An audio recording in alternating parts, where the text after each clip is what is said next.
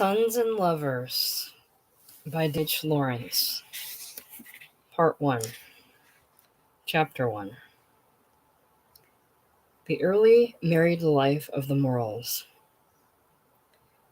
The Bottoms succeeded to Hell Row. Hell Row was a block of thatched, bulging cottages that stood by the brookside on Greenhill Lane. There lived the colliers who worked in the Little Gin pits 2 fields away. The brook ran under the elder trees, scarcely soiled by these small mines, whose coal was drawn to the surface by donkeys that plodded wearily in a circle round the gin. And all over the countryside were these same pits, some of which had been worked in the time of Charles II. The few colliers and the donkeys burrowing down like ants into the earth, making queer mounds and little black places among the cornfields and the meadows. And the cottages of these coal miners, in blocks and pairs here and there, together with odd farms and homes of the stockingers, straying over the parish, formed the village of Bestwood. Then, some 60 years ago, a sudden change took place. The gin pits were elbowed aside by the large mines of the financiers. The coal and iron field of Nottinghamshire and Derbyshire was discovered. Carston, Waite, and Company appeared. Amid tremendous excitement, Lord Palmerston formally opened the company's first mine at Spinney Park on the edge of Sherwood Forest. About this time, the notorious Hell Row, which through growling old had acquired an evil reputation, was burned down, and much dirt was cleansed away. Carston, Waite, and Company found they had struck on a good thing. So, down the valleys of the brooks from Selby and Nuttall, new mines were sunk, until soon there were 6 pits working. From Nuttall high up on the sandstone among the woods, the railway ran, past the ruined priory of the Carthusians and past Robin Hood's Well, down to Spinney Park, then on to Minton, a large mine among cornfields.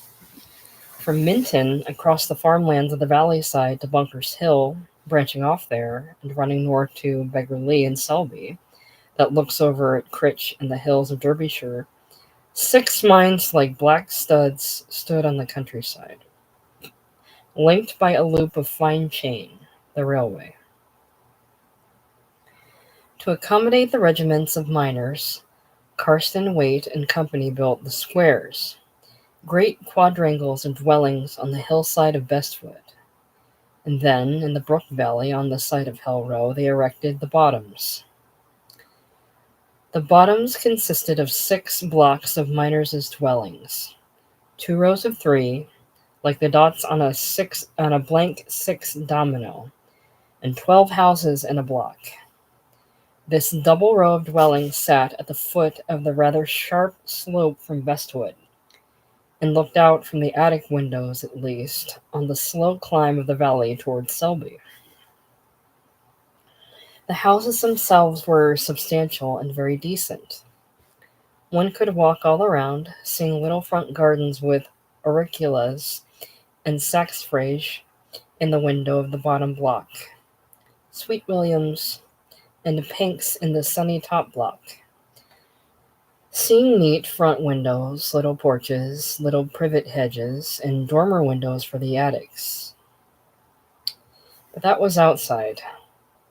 That was the view onto the uninhabited parlors of all the colliers' wives. The dwelling room, the kitchen, was at the back of the house, facing inward between the blocks, looking at a scrubby back garden and then at the ash pits. In between the rows, between the long lines of ash pits, went the alley, where the children played and the women gossiped and the men smoked. So the actual conditions of living in the Bottoms, that was so well built and that looked so nice, were quite unsavory, because people must live in the kitchen, and the kitchens opened onto that nasty alley of ash pits. Mrs. Morrell was not anxious to move into the Bottoms, which was already 12 years old and on the downward path, when she descended to it from Bestwood. But it was the best she could do. Moreover, she had an end house in one of the top blocks, and thus had only one neighbor, on the other side an extra strip of garden. And having an end house, she enjoyed a kind of aristocracy among the other women of the between houses, because her rent was 5 shillings and sixpence instead of 5 shillings a week. But this superiority in station was not much consolation to Mrs. Morel. She was 31 years old and had been married 8 years. A rather small woman, of delicate mould but resolute bearing. She shrank a little from the first contact with the Bottoms women. She came down in the July, and in the September expected her third baby. Her husband was a miner. They had only been in their new house 3 weeks when the wakes or fair began. Morel, she knew, was sure to make a holiday of it. He went off early on the Monday morning, the day of the fair. The 2 children were highly excited. William, a boy of 7, fled off immediately after breakfast to prowl round the wakes ground, leaving Annie, who was only 5, to whine all morning to go also. Mrs. Morel did her work. She scarcely knew her neighbors yet, and knew no one with whom to trust the little girl. So she promised to take her to the wakes after dinner. William appeared at 12:30. He was a very active lad, fair-haired, freckled, with a touch of the Dane or Norwegian about him. "Can I have my dinner, mother?" he cried, rushing in with his cap on. "'Cause it begins at 1:30. The man says so." "You can have your dinner as soon as it's done," replied the mother. "Isn't it done?" he cried, his blue eyes staring at her indignation. "Then I'm gonna be out of it." "You'll do nothing of the sort. It'll be done in 5 minutes. It's only 12:30. "They'll be beginning," the boy half cried, half shouted. "You won't die if they do," said the mother. "Besides, it's only 12:30, so you've a full hour." The lad began hastily to lay the table, and directly the 3 sat down. They were eating batter pudding and jam, when the boy jumped off his chair and stood perfectly still. Some distance away could be heard the first small braying of a merry-go-round, and the tooting of a horn. His face quivered as he looked at his mother. "I told you," he said, running to the dresser for his cap. "Take your pudding in your hand, and it's only 1:05, so you were wrong. You haven't got your 2 pence," cried the mother in a breath. The boy came back, bitterly disappointed for his 2 pence, then went off without a word. I want to go," said Annie, beginning to cry. "Well, and you shall go, whining, wizening little stick," said the mother. And later in the afternoon she trudged up the hill under the tall hedge with her child. The hay was gathered from the fields, and cattle were turned on to the Eddish. It was warm, peaceful. Mrs. Morel did not like the wakes. There were 2 sets of horses, one going by steam, one pulled round by a pony. 3 organs were grinding, and there came odd cracks of pistol shots, fearful screeching of the coconut man's rattle, shouts of the Aunt Sally man, screeches from the peep show lady. The mother perceived her son gazing enraptured outside the Lion Wallace booth, at the pictures of this famous lion that had killed a Negro and maimed for life 2 white men. She left him alone, and went to get Annie a spin of toffee. Presently the lad stood in front of her, wildly excited. "You never said you was comin'. Isn't the lot of things? That lion's killed 3 men. I've spent my 2 pence, and look here." He pulled from his pocket 2 egg cups, 1 pink moss roses on them. "I got these from that stall where you have to get them marbles in them holes. And I got these two and two goes a penny ago. They've got a moss roses on. Look here, I wanted these. She knew he wanted them for her. She said, pleased. They are pretty. Shall you carry 'em? 'Cause I'm frightened of breaking 'em. He was tipful of excitement now she had come, led her about the ground, showed her everything. Then, at the peep show, she explained the pictures in a sort of story to which he listened as if spellbound. He would not leave her. All the time he stuck close to her, bristling with the small boy's pride of her. For no other woman looked such a lady as she did, in her little black bonnet and her cloak. She smiled when she saw women she knew. When she was tired, she said to her son, well, are you coming now or later? Are you going already? He cried, his face full of reproach. Already? It is past 4, I know. What are you going already for? He lamented. You needn't come if you don't want, she said. And she went slowly away with her little girl, whilst her son stood watching her, cut to the heart to let her go, and yet unable to leave the wakes. As she crossed the open ground in front of the moon and stars, she heard men shouting, and smelled the beer and hurried a little, thinking her husband was probably in the bar. At about 6:30, her son came home, tired now, rather pale and somewhat wretched. He was miserable, though he did not know it, because he had let her go alone. Since she had gone, he had not enjoyed his wakes. Has my dad been? He asked. No, said the mother. He's helping to wait at the moon and stars. I seed him through that black tin stuff with holes in on the window with his sleeves rolled up. Ha! Exclaimed the mother shortly. He's got no money, and he'll be satisfied if he gets his allowance, whether they give him more or not. When the light was fading and Mrs. Morrow could start to sew, she rose and went to the door. Everywhere was the sound of excitement, the restlessness of the holiday that at last infected her. She went out into the side garden. Women were coming home from the wakes, the children hugging a white lamb with green legs, or a wooden horse. Occasionally a man lurched past, almost as full as he could carry. Sometimes a good husband came along with his family peacefully, but usually the women and children were alone. The stay-at-home mothers stood gossiping at the corners of the alley as the twilight sank, folding their arms under their white aprons. Mrs. Morrow was alone. She was used to it. Her son and little girl slept upstairs. So it seemed her home was there behind her, fixed and stable. But she felt wretched with the coming child. The world seemed a dreary place where nothing else would happen for her, at least until William grew up. But for herself, nothing but this dreary endurance till the children grew up. And the children! She could not afford to have this third.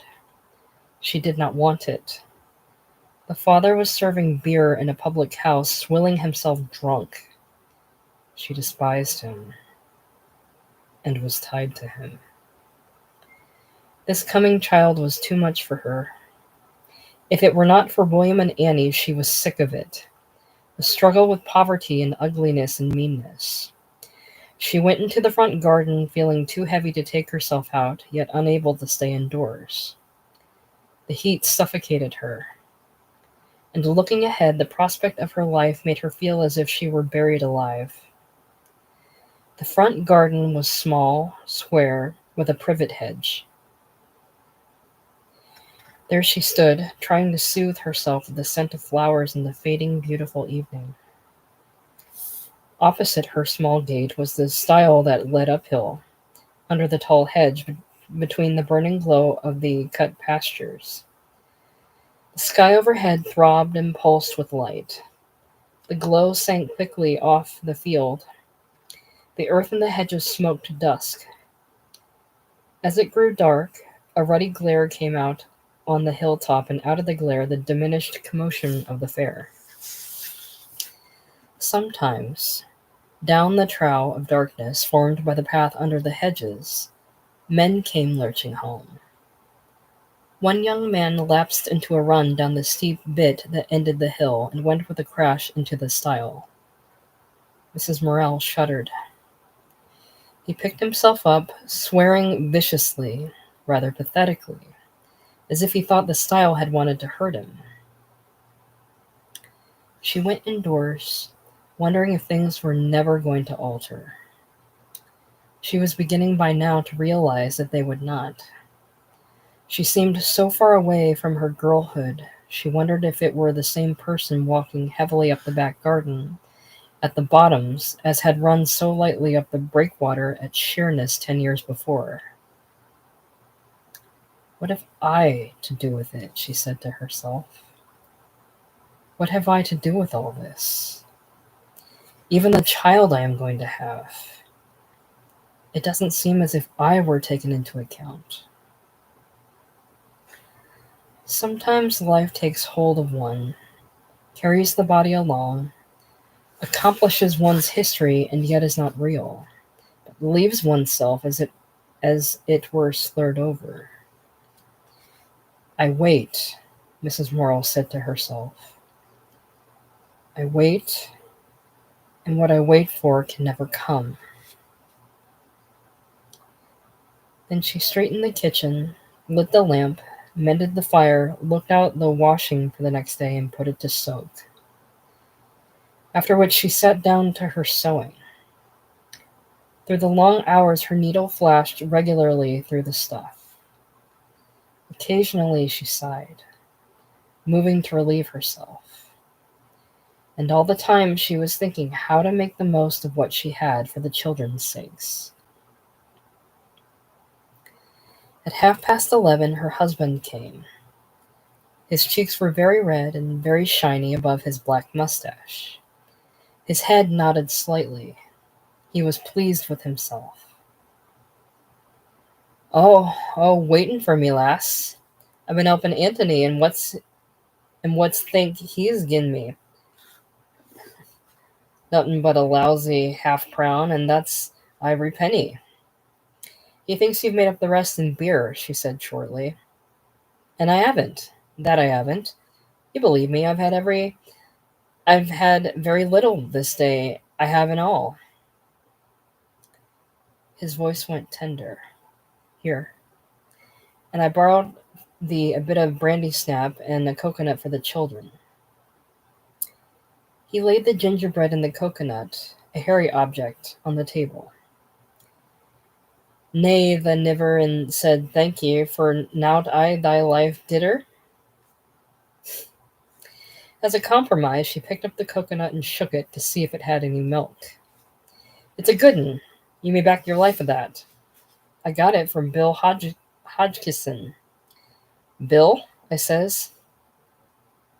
The non wants them 3 nuts, does ter?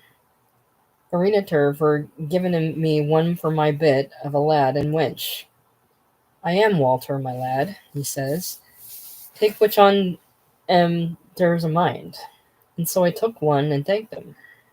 I didn't like to shake it afore his eyes, but he says that'd better make sure it's a good one, Walt. And so you see, I knowed it was. He's a nice chap, is Bill Hodgkinson. He's a nice chap. A man will part with anything so long as he's drunk, and you're drunk along with him, said Mrs. Morel. That mucky little hussy who's drunk. I should like to know, said Morel. He was extraordinarily pleased with himself because of his day's helping to wait in the moon and stars. He chattered on. Mrs. Morel, very tired and sick of his babble, went to bed as quickly as possible while he raked the fire. Mrs. Morel came of a good burgher family, famous independents who had fought with Colonel Hutchinson, and who remained stout Congregationalists. Her grandfather had gone bankrupt in the lace market at a time when so many lace manufacturers were ruined in Nottingham. Her father, George Coppard, was an engineer, a large, handsome, haughty man, proud of his fair skin and blue eyes, but more proud still of his integrity. Gertrude resembled her mother in her small build, but her temper, proud and unyielding, she had from the Coppards. George Coppard was bitterly galled by his own poverty. He became foreman of the engineers in the dockyard at Sheerness. Mrs. Morrill, Gertrude, was the second daughter. She favored her mother, loved her mother best of all, but she had the Coppards' clear, defiant blue eyes and their broad brow. She remembered to have hatred her father's overbearing manner towards gentle, humorous, kindly-souled mother. She remembered running over the breakwater at Sheerness and finding the boat. She remembered to have been petted and flattered by all the men when she had gone to the dockyard, for she was a delicate, rather proud child. She remembered the funny old mistress, whose assistant she had become, whom she had loved to help in the private school. She still had the Bible that John Field had given her. She used to walk home from chapel with John Field when she was 19. He was the son of a well-to-do tradesman, had been to college in London, and was to devote himself to business. She could always recall in detail a September Sunday afternoon when they had sat under the vine at the back of her father's house. The sun came through the chinks of the vine leaves and made beautiful patterns, like a lace scarf, falling on her and on him. Some of the leaves were clean yellow, like yellow flat flowers. "Now sit still," he had cried. "Now, your hair. I don't know what it is like. It's as bright as copper and gold, as red as burnt copper, and it has gold threads where the sun shines on it. Fancy their saying it's brown. Your mother calls it mouse color." She had met his brilliant eyes, but her clear face scarcely showed the elation which rose within her. "But you say you don't like business," she pursued. "I don't. I hate it," he cried hotly. "And you would like to go into the ministry?" she half implored. I should love it, if I thought I could make a first-rate preacher." "Then why don't you? Why don't you?" Her voice rang with defiance. "If I were a man, nothing would stop me." She held her head erect. He was rather timid before her. "But my father's so stiff-necked. He means to put me into the business, and I know he'll do it." "But if you're a man," she had cried.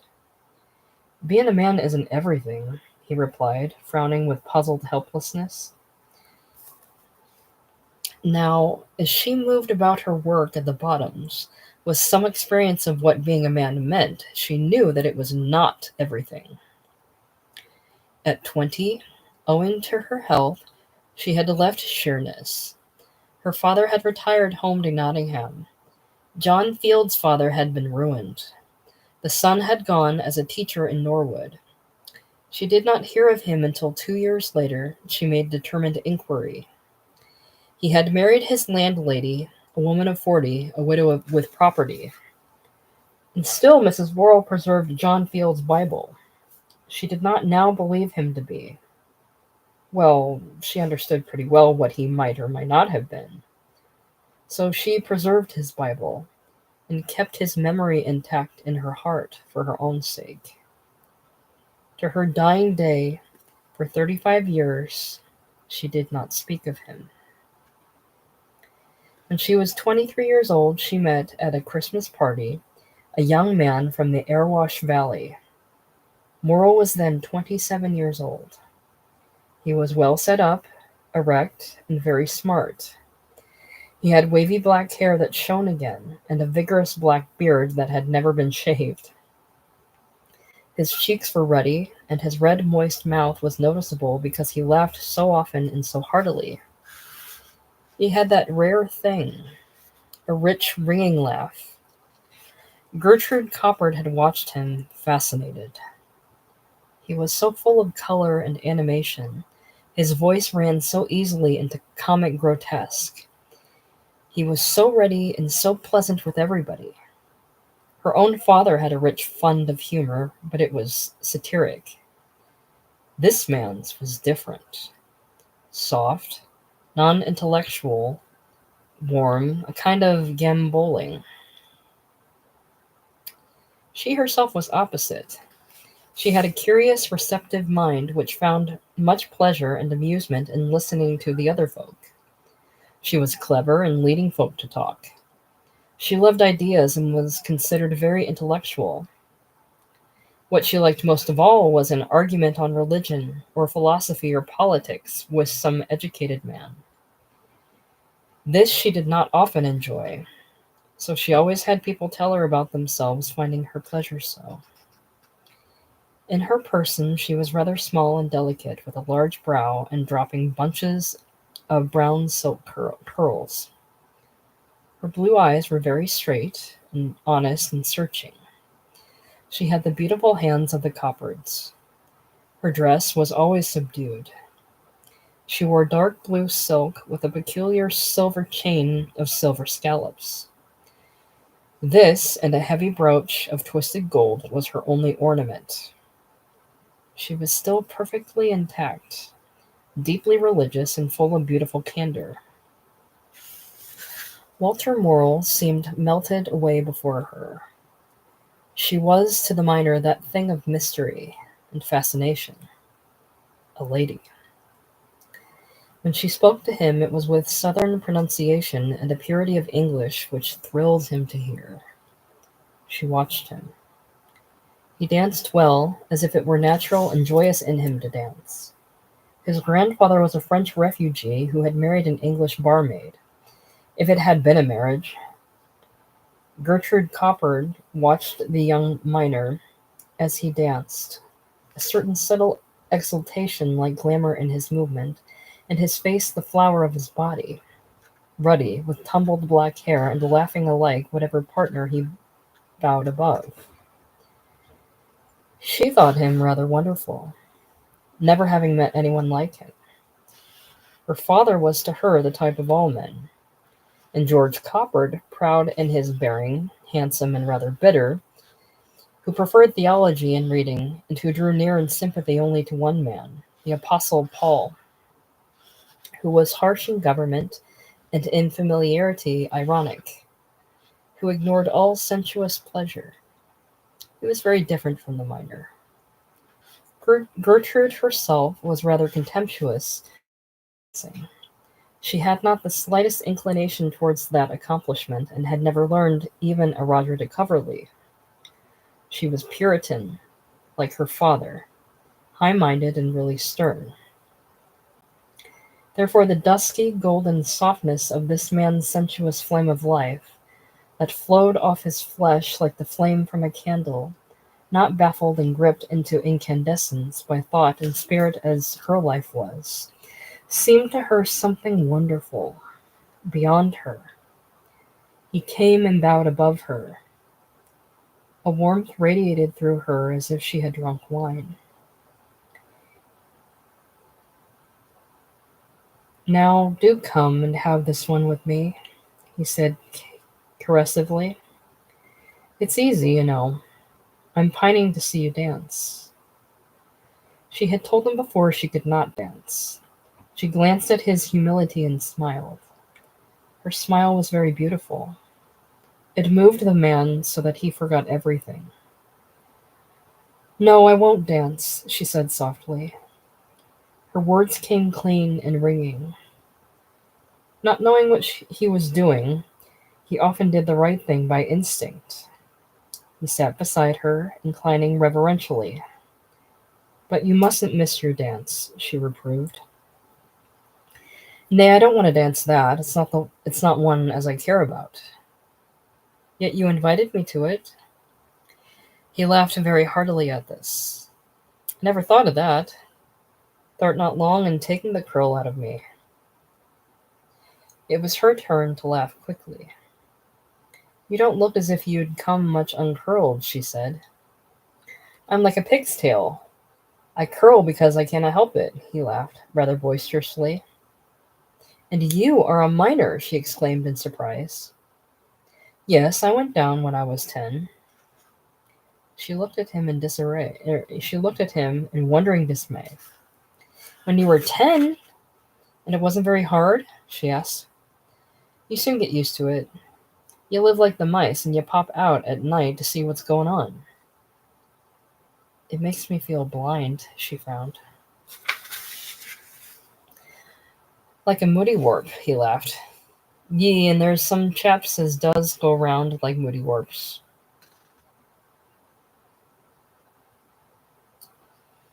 He thrust his face forward in the blind, snout-like way of a mole, seeming to sniff and peer for direction.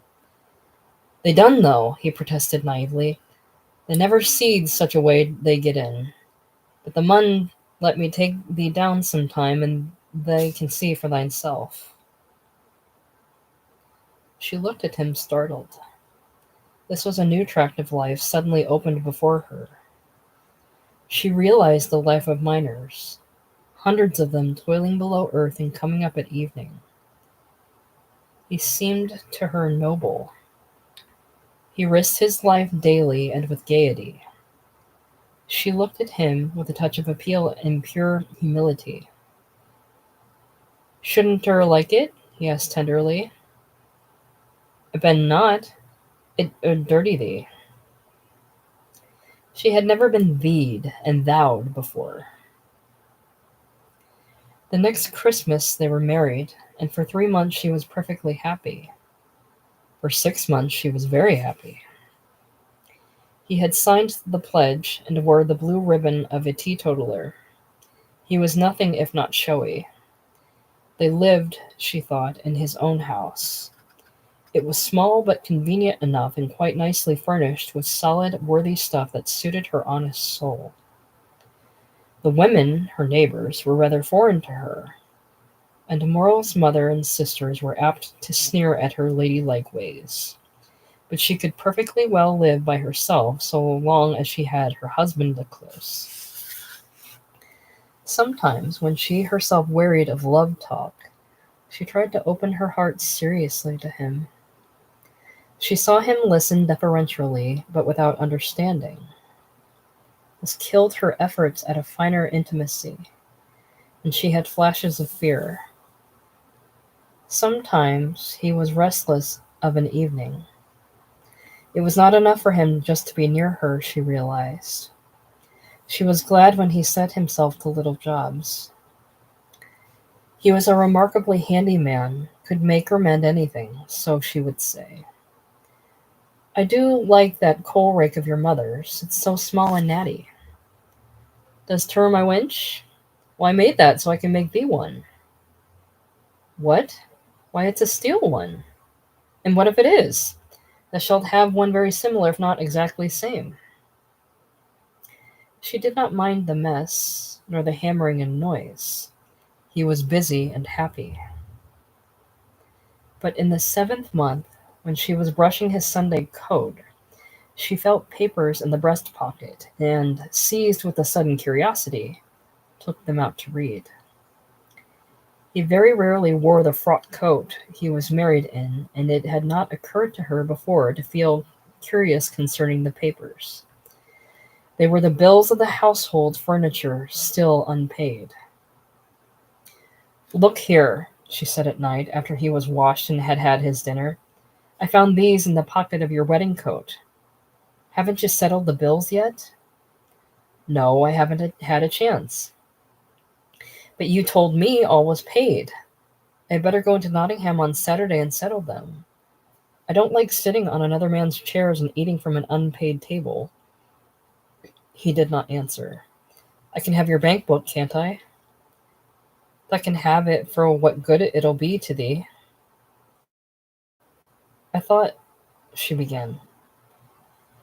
He had told her he had a good bit of money left over, but she realized it was no use asking questions. She sat rigid with bitterness and indignation. The next day she went down to see his mother. Didn't you buy the furniture for Walter? She asked. Yes, I did, tartly retorted the elder woman. And how much did he give you to pay for it? The elder woman was stung with fine indignation. £80, if you're so keen on knowing, she replied. £80? But there are £42 still owing. I can't help that. But where is it all gone? You'll find all the papers, I think, if you look. Beside £10 as he owed me and £6 as the wedding cost down there. £6?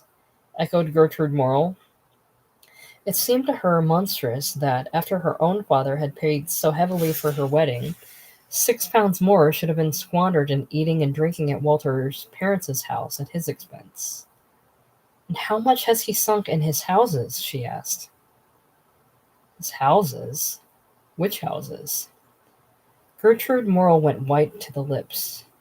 He had told her the house he lived in, and the next one was his own.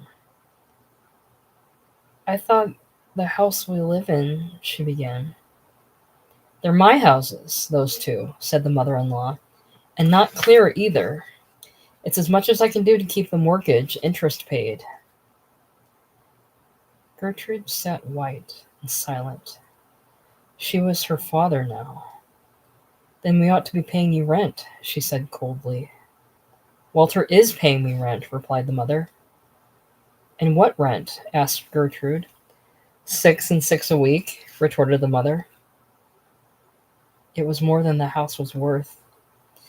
Gertrude held her head erect, looked straight before her. It is lucky to be you, said the elder woman, bitingly, to have a husband as takes all the worry of the money and leaves you a free hand. The young wife was silent. She said very little to her husband, but her manner had changed toward him. Something in her proud, honorable soul had crystallized out hard as rock. When October came in, she thought only of Christmas. 2 years ago at Christmas she had met him. Last Christmas she had married him. This Christmas she would bear him a child. You don't dance yourself, do you, missus? Asked her nearest neighbor in October, when there was a great talk of opening a dancing class over in the Brick and Tile Inn at Bestwood. No, I never had the least inclination to, Mrs. Morrill replied. Fancy! And how funny as you should have married your Mester. You know he's quite famous one for dancing. I didn't know he was famous, laughed Mrs. Morrill. Yeah, he is, though. Why, he ran that dancing class in the Miners' Arms Club room for over 5 years. Did he? Yes, he did. The other woman was defiant. And it was thronged every Tuesday and Thursday and Saturday, and there was carryings on, according to all accounts. This kind of thing was gall and bitterness to Mrs. Morrill, and she had a fair share of it.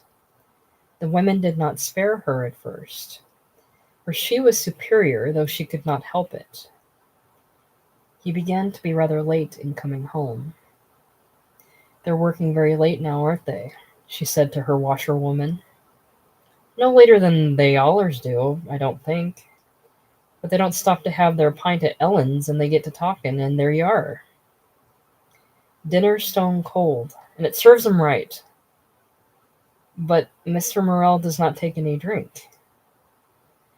The woman dropped the clothes, looked at Mrs. Morrill, then went on with her work, saying nothing. Gertrude Morrill was very ill when the boy was born. Morrill was good to her, as good as gold. But she felt very lonely, miles away from her own people. She felt lonely with him now, and his presence only made it more intense. The boy was small and frail at first, but he came on quickly.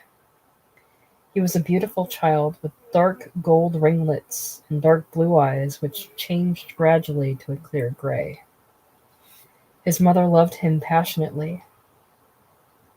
He came just when her own bitterness of disillusion was hardest to bear, when her faith in life was shaken and her soul felt dreary and lonely. She made much of the child, and the father was jealous. At last, Mrs. Morel despised her husband. She turned to the child. She turned from the father. He had begun to neglect her. The novelty of his own home was gone. He had no grit, she said bitterly to herself. What he felt just at that what he felt just at the minute, that was all to him. He could not abide by anything. There was nothing at the back of all his show.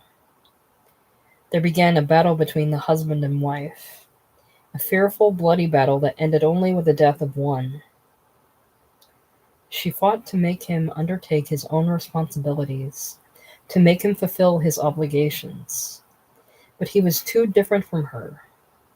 His nature was purely sensuous, and she strove to make him moral, religious. She tried to force him to face things. He could not endure it. It drove him out of his mind. While the baby was still tiny, the father's temper had become so irritable that it was not to be trusted.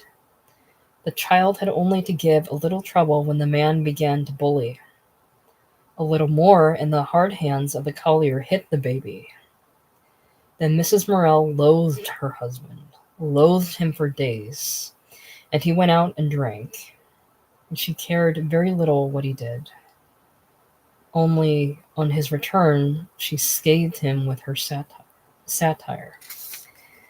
The estrangement between them caused him, knowingly or unknowingly, grossly to offend her where he would not have done. William was only 1 year old, and his mother was proud of him. He was so pretty. She was not well off now, but her sisters were wearing clothes. Then, with his little white hat curled with an ostrich feather, and his white coat, he was a joy to her.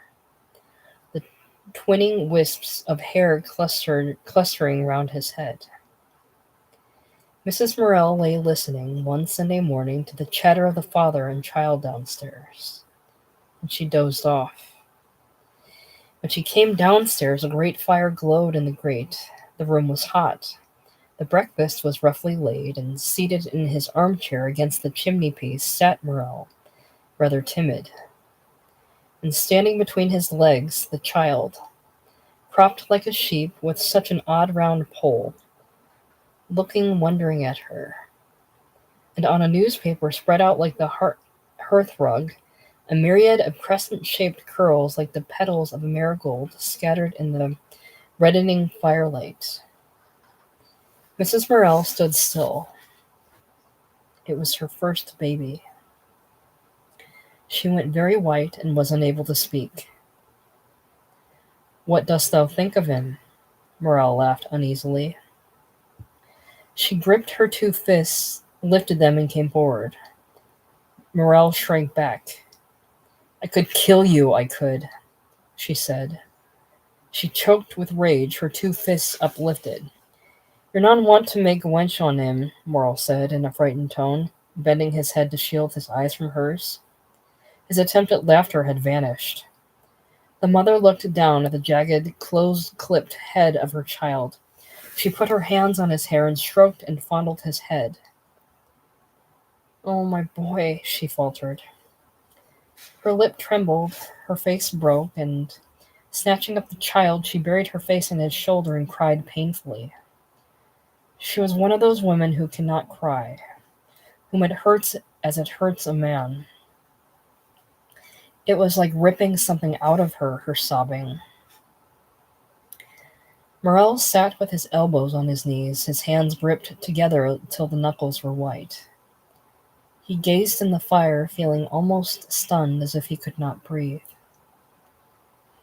Presently she came to an end, soothed the child, and cleared away the breakfast table. She left the newspaper, littered with curls, spread upon the hearthrug. At last her husband gathered it up and put it at the back of the fire. She went about her work with closed mouth and very quiet. Morel was subdued. He crept about wretchedly, and his meals were a misery that day. She spoke to him civilly and never alluded to what he had done, but he felt something final had happened. Afterward, she said she had been silly, that the boy's hair would have had to be cut sooner or later. In the end, she even brought herself to say to her husband it was just as well he had played barber when he did.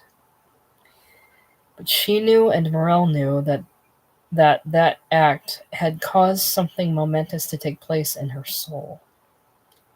She remembered the scene all her life, as one in which she had suffered the most intensely. This act of masculine clumsiness was the spear through the side of her love for Morel. Before, while she had striven against him bitterly, she had fretted after him, as if he had gone astray from her. Now she ceased to fret for his love. He was an outsider to her. This made life much more bearable. Nevertheless, she still continued to strive with him. She still had her high moral sense inherited from the generations of Puritans. It was now a religious instinct, and she was almost a fanatic with him because she loved him, or had loved him. If he sinned, she tortured him. If he drank and lied, was often a poltroon, sometimes a knave, she wielded the lash unmercifully. The pity was, she was too much his opposite. She could not be content with the little he might be. She would have him the much that he ought to be. So, in seeking to make him nobler than he could be, she destroyed him. She injured and hurt and scarred herself, but she lost none of her worth. She also had the children. He drank rather heavily, though not more than many minors, and always beer, so that whilst his health was affected, it was never injured. This weekend was his chief carouse. He sat in the miners' arms until turning out time every Friday, every Saturday, and every Sunday evening. On Monday and Tuesday he had to get up and reluctantly leave towards 10 o'clock. Sometimes he stayed at home on Wednesday and Thursday evenings, or was only out for an hour. He practically never had to miss work owing to his drinking. But although he was very steady at work, his wages fell off. He was blabbed-mouthed and a tongue-wagger. Authority was hateful to him, therefore he could only abuse the pit managers. He would say in the Palmerston, "The gaffer come down to our stall this morning, and he says, 'You know, Walter, this here'll not do. What about these props?' And I says to him, 'Why, what art thou talking about? What didst thou mean about the props?' 'It'll never do this year,' he says. 'You'll be having the roof in one of these days.' And I says, 'That'd better stand on a bit of clench, then, and hold it up with my head.' So he were that mad, he cross, and he swore, and the other chaps, they did laugh." Morel was a good mimic.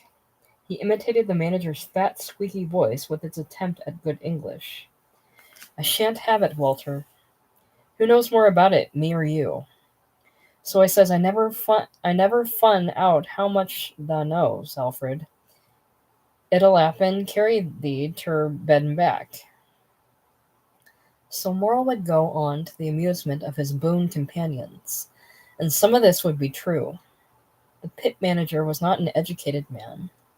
He had been a boy along with Morel, so that while the two disliked each other, they more or less took each other for granted. But Alfred Charlesworth did not forgive the buddy these public-house sayings. Consequently, although Morel was a good miner, sometimes earning as much as £5 a week when he married, he came gradually to have worse and worse stalls, where the coal was thin and hard to get and unprofitable. Also, in summer, the pits are slack. Often, on bright sunny mornings, the men are seen trooping home again at 10, 11, or 12 o'clock. No empty trucks stand at the pit mouth.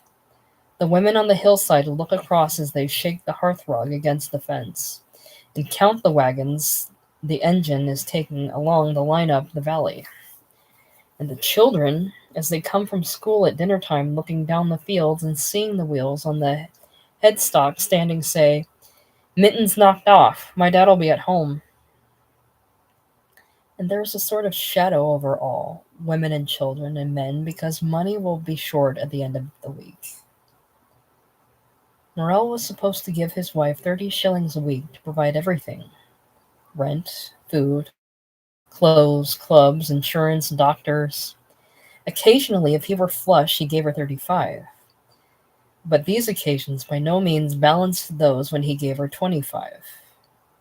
In winter, with a decent stall, the miner might earn 50 or 55 shillings a week. Then he was happy. On Friday nights, Saturday, and Sunday, he spent royally getting rid of his sovereign or thereabouts. And out of so much, he scarcely spared the children an extra penny or bought them a pound of apples. It all went in drink. In the bad times, matters were more worrying. But he was not so often drunk, so that Mrs. Morel used to say, "I'm not sure I wouldn't rather be short, for when he's flush, there isn't a minute of peace." If he earned 40 shillings, he kept 10. From 35, he kept 5. From 32, he kept 4. From 28, he kept 3. From 24, he kept 2. From 20, he kept 1 and 6. From 18, he kept a shilling. From 16, he kept 6 pence. He never saved a penny, and he gave his wife no opportunity of saving. Instead, she had occasionally to pay his debts. Not public house debts, for those never were passed on to the women, but debts when he had bought a canary or a fancy walking stick. At the wake's time, Morel was working badly, and Mrs. Morel was trying to save against her confinement. So it galled her bitterly to think he should be out taking his pleasure in spending money, while she remained at home harassed. There were 2 days' holiday. On the Tuesday morning, Morel rose early. He was in good spirits. Quite early, before 6 o'clock, she heard him whistling away to himself downstairs. He had a pleasant way of whistling, lively and musical. He nearly always whistled hymns. He had been a choir boy with a beautiful voice and had taken solos in Southwell Cathedral. His morning whistling alone betrayed it. His wife lay listening to him tinkering away in the garden, his whistling ringing out as he sawed and hammered away. It always gave her a sense of warmth and peace to hear him thus as she lay in his bed. The children not yet awake, in the bright early morning, happy in his man's fashion. At 9 o'clock, while the children with bare legs and feet were sitting playing on the sofa, and the mother was washing up, he came in from his carpentry, his sleeves rolled up, his waistcoat hanging open. He was still a good-looking man with black wavy hair and a large black mustache. His face was, perhaps, too much inflamed, and there was about him a look of almost of peevishness. But now he was jolly. He went straight to the sink where his wife was washing up. "What are thee there?" he said boisterously. "Sleuth off and let me wash minesen." "You may wait till I've finished," said his wife. "Mun I? And what if I shouldna?" This good-humored threat amused Mrs. Morel. "Then you can go and wash yourself in the soft water tub." "Ha! And I canna, the mucky little lassie." With which he stood watching her a moment, then went away to wait for her. When he chose, he could still make himself again a real gallant. Usually he preferred to go out with a scarf round his neck. Now, however, he made a toilet. There seemed so much gusto in the way he puffed and swilled as he washed himself, so much alacrity with which he hurried to the mirror in the kitchen, and bending, because it was too low for him, scrupulously parted his wet black hair, that it irritated Mrs. Morel. He put on a turn-down collar, a black bow, and wore his Sunday tailcoat. As such, he looked spruce, and what his clothes would not do, his instinct for making the most of his good looks would. At 9:30, Jerry Purdy came to call for his pal. Jerry was Morel's bosom friend, and Mrs. Morel disliked him. He was a tall, thin man with a rather foxy face, the kind of face that seems to lack eyelashes. He walked with a stiff, brittle dignity as if his head were on a wooden spring. His nature was cold and shrewd, generous where he intended to be generous. He seemed to be very fond of Morel and more or less to take charge of him. Mrs. Morel hated him. She had known his wife, who had died of consumption, and who had, at the end, conceived such a violent dislike of her husband that if he came into her room it caused her hemorrhage, none of which Jerry had seemed to mind. And now his eldest daughter, a girl of 15, kept a poor house for him and looked after the two younger children. "A mean, wizen-hearted stick," Mrs. Morel said of him. "I've never known Jerry mean in my life," protested Morel. "An opener-handed and more freer chap you couldn't find anywhere, according to my knowledge." "Open-handed to you," retorted Mrs. Morel, "but his fist is shut tight enough to his children, poor things." "Poor things? And what for are they poor things, I should like to know?" But Mrs. Morel would not be appeased on Jerry's score. A subject of argument was seen craning his thin neck over the scullery curtain. He caught Mrs. Morel's eye. "Mornin', missus. Mister in?" "Yes, he is." Jerry entered unasked and stood by the kitchen doorway. He was not invited to sit down, but stood there, coolly asserting the rights of men and husbands. "A nice day," he said to Mrs. Morel. "Yes." "Grand out this morning. Grand for a walk." "Do you mean you're going for a walk?" she asked. "Yes, we mean walk in Nottingham," he replied. "Hm." The two men greeted each other, both glad. Jerry, however, full of assurance, Morel rather subdued, afraid to seem too jubilant in presence of his wife. But he laced his boots quickly with spirit. They were going for a 10-mile walk across the fields to Nottingham. Climbing the hillside from the bottoms, they mounted gaily into the morning. At the Moon and Stars they had their first drink, then on to the old spot. Then a long 5 miles of drought to carry them into Bulwell to a glorious pint of bitter. But they stayed in a field with some haymakers whose gallon bottle was full, so that when they came in sight of the city, Morel was sleepy. The town spread upwards before them, smoking vaguely in the midday glare, fringing the crest away to the south with spires and factory bolts and chimneys. In the last field, Morel lay down under an oak tree and slept soundly for over an hour. When he rose to go forward, he felt queer. The two had dinner in the meadows with Jerry's sister, then repaired to the punch bowl, where they mixed in the excitement of pigeon racing. Morel never in his life played cards, considering them as having some occult, malevolent power. The devil's pictures, he called them. But he was a master of skittles and of dominoes. He took a challenge from a Newark man on skittles. All the men in the old long bar took sides, betting either one way or the other. Morel took off his coat. Jerry held the hat containing the money. The men at the tables watched. Some stood with their mugs in their hands. Morel felt his big wooden ball carefully, then launched it. He played havoc among the 9 pins and won half a crown, which restored him to solvency.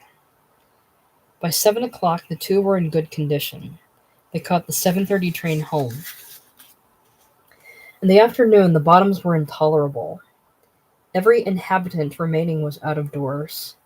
The women in 2s and 3s, bareheaded in white aprons, gossiped in the alley between the blocks. Men, having a rest between drinks, sat on their heels and talked. The place smelled stale.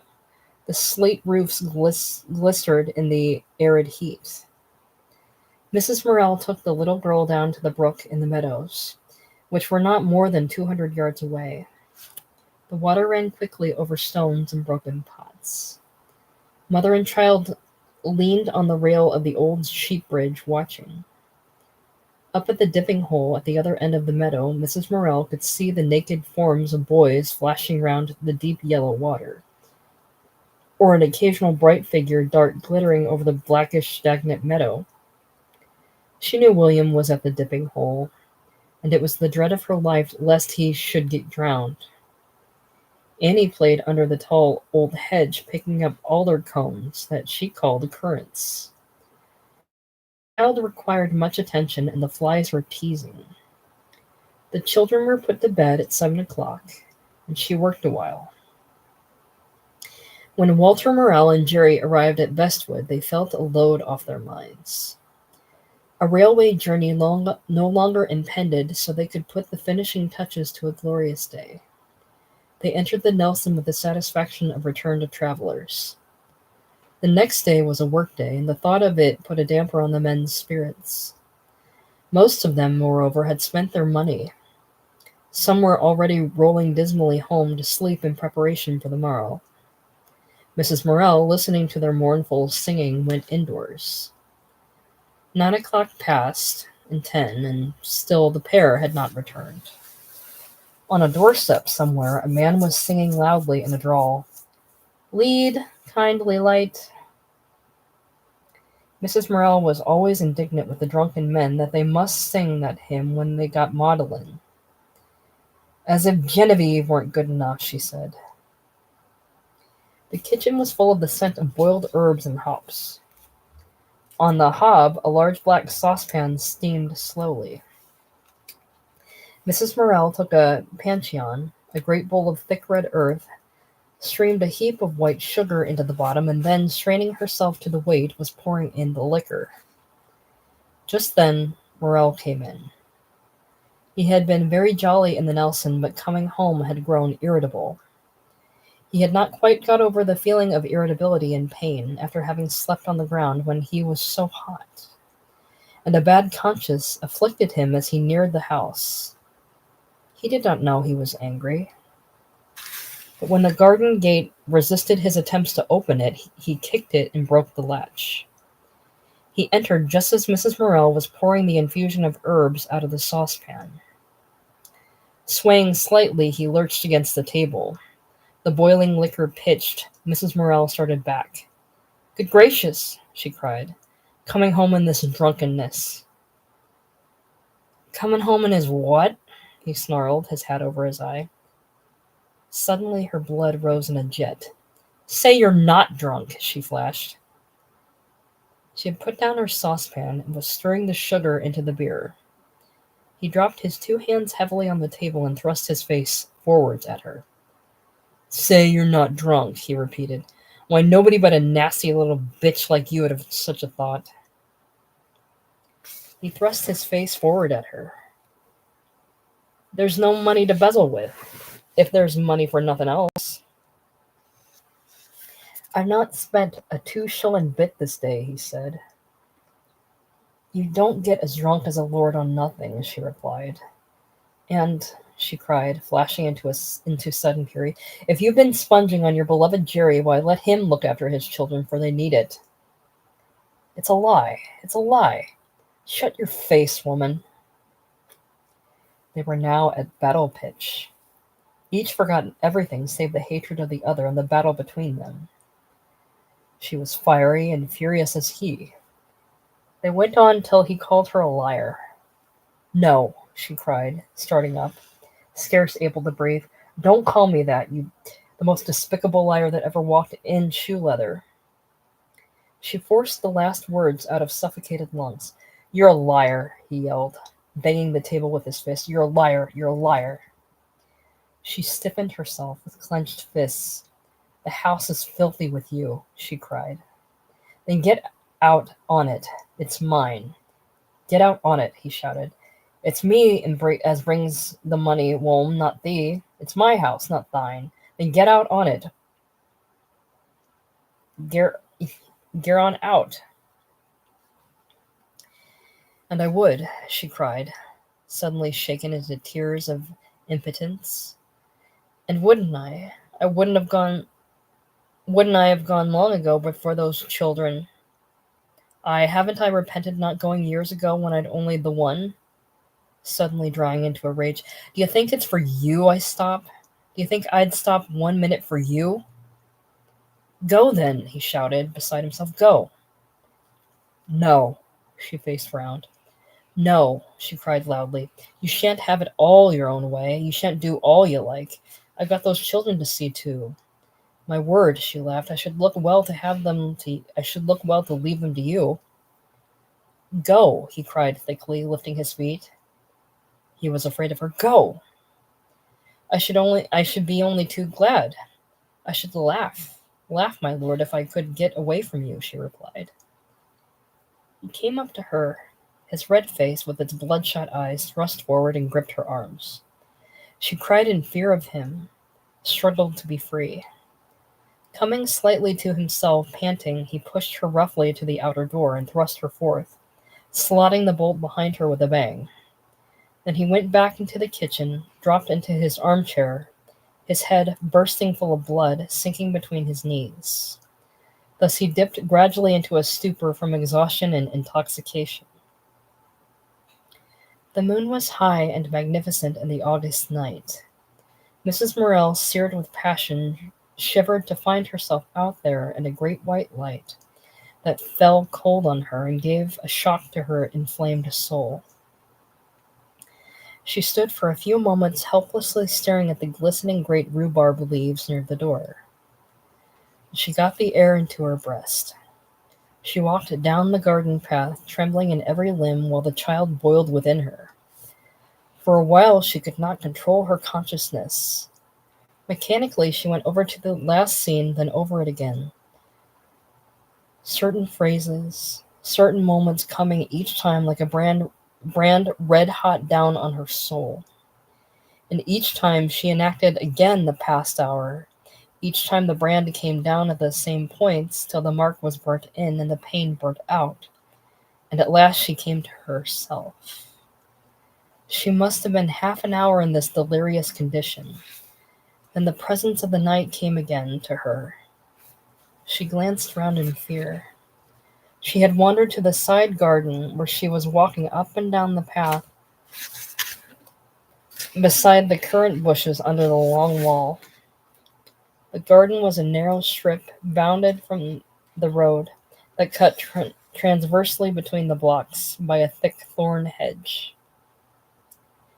She hurried out of the side garden to the front, where she could stand as if in an immense gulf of white light, the moon streaming high in face of her, the moonlight standing up from the hills in front and filling the valley where the bottoms crouch, almost blindingly. There, panting and half weeping in reaction from the stress, she murmured to herself over and over again, "The nuisance! The nuisance!" She became aware of something about her. With an effort, she roused herself to see what it was that penetrated her consciousness. The tall white lilies were reeling in the moonlight, and the air was charged with their perfume as with a presence. Mrs. Morel gasped slightly in fear. She touched the big pallid flowers on their petals, and shivered. They seemed to be stretching in the moonlight. She put her hand into one white bin. The gold scarcely showed on her fingers by moonlight. She bent down to look at the binful of yellow pollen, but it only appeared dusky. Then she drank a deep draught of the scent. It almost made her dizzy. Mrs. Morel leaned on the garden gate, looking out, and she lost herself a while. She did not know what she thought. Except for a slight feeling of sickness in her consciousness and the child's, herself melted out like scent into the shiny pale air. After a time, the child too melted with her in the mixing pot of moonlight, and she rested with the hills and lilies and houses. All swum together in a kind of swoon. When she came to herself, she prayed for sleep. Languidly, she looked about her. The clumps of white phlox seemed like bushes spread with linen. A moth ricocheted over them and right across the garden. Following it with her eye roused her. A few whiffs of raw, strong scent of phlox invigorated her. She passed along the path, hesitating at the white rose bush. It smelled sweet and simple. She touched the white ruffles of the roses. Their fresh scent and cool, soft leaves reminded her of the morning time and sunshine. She was very fond of them, but she was tired and wanted to sleep. In the mysterious out of doors, she felt forlorn. There was no noise anywhere. Evidently, the children had not been wakened or had gone to sleep again. A train 3 miles away roared across the valley. The night was very large and very strange, stretching its hoary distances infinitely. And out of the silver-gray fog of darkness came sounds vague and hoarse. A corncrake not far off, sound of a train like a sigh, and distant shouts of men. Her quietened heart beginning to beat quickly again, she hurried down the side garden to the back of the house. Softly she lifted the latch. The door was still bolted and hard against her. She rapped gently, waited, then rapped again. She must not rouse the children nor the neighbors. He must be asleep, and he would not wake easily.